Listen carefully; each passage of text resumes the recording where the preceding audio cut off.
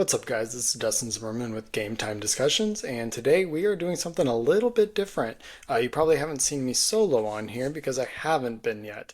With college football being in kind of a slow time right now, I thought it would be fun and exciting for us to look at college basketball. And a lot of people really look forward to what we all know as March Madness, which is the nickname for the big NCAA tournament for college basketball to crown their champion. College basketball is something I'm super passionate about. I love it just as much as college football. So I thought it'd be fun to talk about some of the best teams, some of the bubble stuff. We got a few more weeks until we actually start all the tournament stuff, so it's just fun to get an idea of where we're going. And basically, what I'm going to be doing is doing weekly reviews. Might put out a quick video here and there if I need to, or if I feel it's worthy. If there's any big upsets or huge moves in the what's called the bubble teams, which I'll explain in a second. But yeah, we're going to kind of monitor it and track all the teams and see what's going to happen in March Madness, and then prepare to build our brackets up. So let me get my presentation up. Looking at the March Madness preview. Again, this is a special series that I'll be presenting and with Game Time Discussions. Without further ado, the one seeds right now, who I think are the best teams in the country, Auburn, they've been really good. They have two losses, one of which was this past weekend at home, actually, and then the other one was to Duke at Duke, which you can see Duke is also on our list. They have had a very good year. They have one of the top two best players in the country with Cooper Flagg. The other one really in that running is Janai Broome, and he actually plays for Auburn. Alabama has been very good all year. They've been stellar. They've got a lot of three-point shooting. They also have a lot of senior leadership, and Mark Sears is their point guard. He's been really good. Last year, he was very clutch in the tournament, shot an excellent percentage from three. They're a very good team. Nate Oates is a great coach. Lastly on here, I have Florida. That one's a little bit controversial. They've had a great year too. Them and Tennessee have kind of gone back and forth. This one's really a coin flip to me. It's going to kind of depend on these last few weeks of the season and also the SEC tournament to kind of decide which one of them I think really deserves to get that last one seed. Both look really good. Right now, I do want to give the edge to Florida though.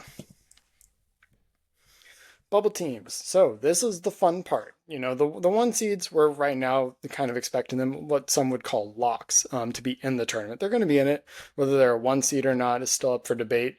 But there's not a whole lot of flair or wonder of if they're going to play. The bubble teams are when we're talking about these teams that are pretty good. They've had decent years, but they're very middle of the pack. They're right there at that 10, 11 seed.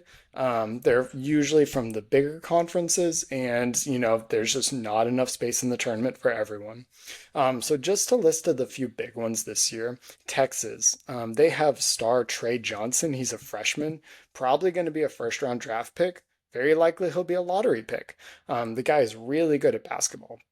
They've had a few good wins, namely they beat A&M at home, who is top 10, recently came out at number 8 in the AP poll. They've had a few tough losses, one of which to Vanderbilt, most recently on Vanderbilt's floor, and Vanderbilt we'll talk about in a second. On the other column you see there is their games this week. So they'll be playing versus Alabama and versus Kentucky. So talked about Alabama being one of the top seeds in the country right now. Kentucky is obviously very good as well, top 25 team. They've looked stellar all year. Basically, these games are really good, what's called resume builders. So resume builders are when you're playing top teams. A loss here is not going to hurt them terribly as much as we'll see some other games. But a win could be huge, could shoot them up the leaderboards or the rankings, the AP polls, coaches poll, and then we have what are called net rankings. Those are essentially our resume rankings. They tell us where teams line up, how good of a team they are in relation to other teams in their resume, their tournament resume, whether they deserve to be in, and if they are going to be in, what seed they're looking at. So two really big opportunities for them. Like I just mentioned, Vanderbilt, they've been up and down this year. They have some really good wins at home. Like I said, they beat Texas, they beat Kentucky, they beat Tennessee at home. So a lot of big wins, a lot of court storming there. This week they are hosting Auburn, so they'll be looking for another big home win. And then they'll be on the road against Tennessee. Tennessee obviously going to be looking for revenge. So again, two big resume building games for them. I have them in my tournament. I also have Texas in my tournament in my bracket right now. But it's going to come down to how well they can finish the year. Arkansas is an interesting one. John Calipari made the big move there, leaving Kentucky. Took a lot of players with them. They've had a very lackluster year, and we're going to talk about some disappointing teams at the end, but they're one of those. But they do still have a chance. They are definitely on the outside looking in, though. They lost star player Boogie Fland, their best player. They have kind of put it together. They went into Rupp Arena and beat Kentucky, but they also just lost at home to Alabama. So this week they're playing against LSU. That is not a resume building game. If they were to lose that one would hurt their resume a lot. And then at A&M, like I said earlier, top 10 team, that's a good resume building game for them. San Diego State is next. They are our first mid-major on this list. They'll be playing at San Jose State and versus Boise State. They're right on that cusp of getting in, not getting in. The hard part for them is they are not going to have a lot of these resume building games I was referring to. So as you can see, San Jose State and Boise State are not on the same playing field as Alabama, Kentucky, Auburn. So San Diego State has to have everything put together, play perfect, make sure they don't drop one of these games. Ohio State, they've had an up and down year too.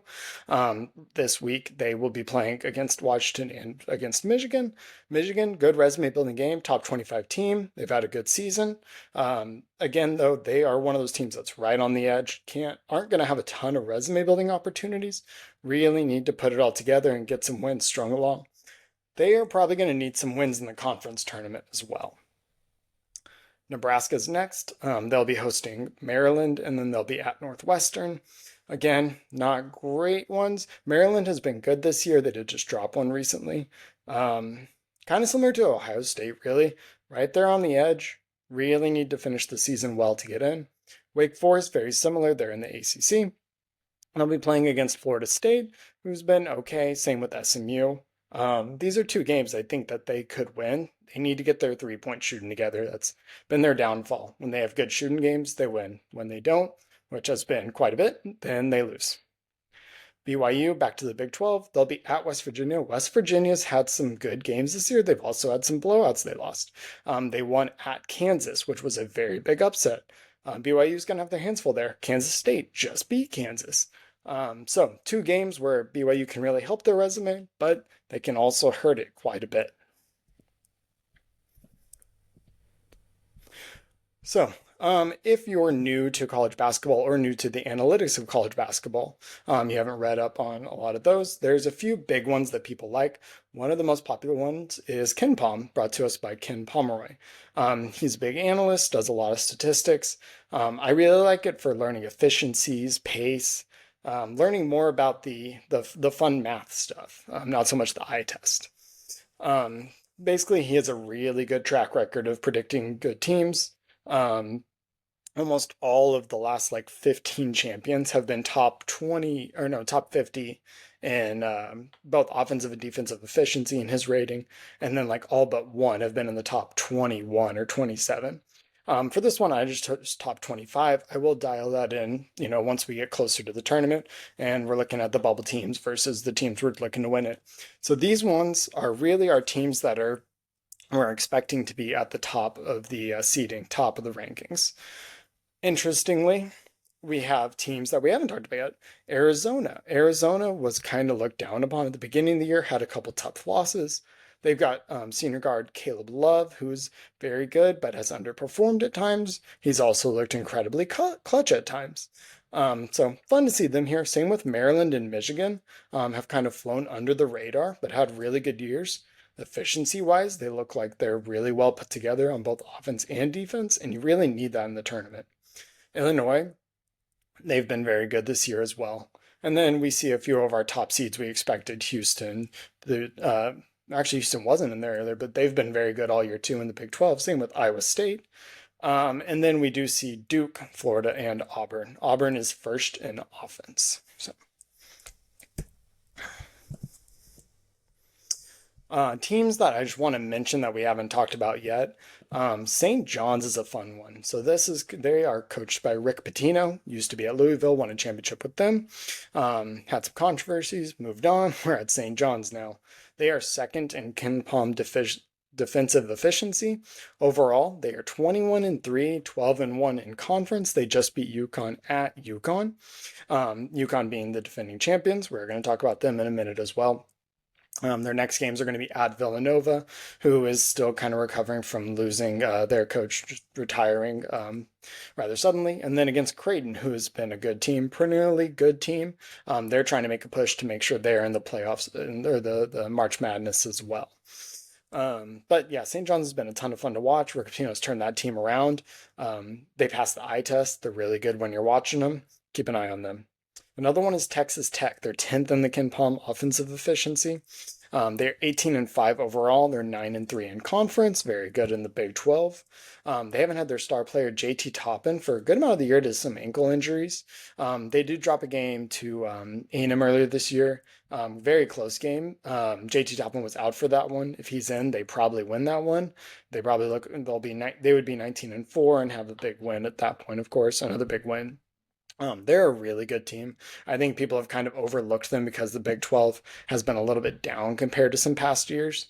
Their next games are going to Arizona State at Oklahoma State. I do expect them to win both of these games. So, like I said, some of the disappointments. Now, these aren't teams that went from amazing to really bad. UConn, they're the reigning champions, and they've just dropped a few more games than I expected them to. They had a tough time in the Maui Invitational at the beginning of the year.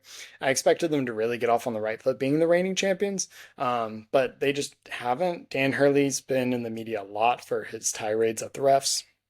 Um, I think they'll make the tournament. I think they're going to get probably somewhere in the 5 to 8 seed range. I'm waiting to see if they're going to put it together the end of the year and how they do in their conference tournament as well, because that'll say a lot about if this team's ready to keep moving forward. North Carolina, perennial blue blood, they absolutely got smacked by Duke recently. Very unfortunate to see they just haven't been able to recover, especially since making the national championship just a couple of years ago. And this year just really letting down on the expectations. And then Syracuse. Ever since really the end of Jim Boeheim's career, they were already going downhill, and they still haven't recovered yet. 11 and 13 this year, 5 and 8 in conference. One of those things where you want to see them succeed. They've been around for a long time, had some great players, Carmelo Anthony, for instance. Hoping they can get it back together at some point. And I believe that is my last slide for now. So we're going to go ahead and stop sharing. But yeah, so that's going to be our first episode of the March Madness special series I'll be presenting for us. I'll be continuing to keep an eye on all the bubble teams, the analytics. We'll present some more in the future. Maybe talk about ones like Bart Torvik or ELO rankings. And then, as we get closer and closer, we'll start looking at bracket matchups, where we think teams are going to go, and then eventually lead up to making a bracket and, have some fun with that. So thank y'all very much for joining me. Please leave comments, questions on if there's any team you want me to look at their resume, talk about their odds of getting in, big games you're interested, big games you want me to cover or recap, or anything else related to college basketball. Like I said, thank you all very much. Hope you enjoyed.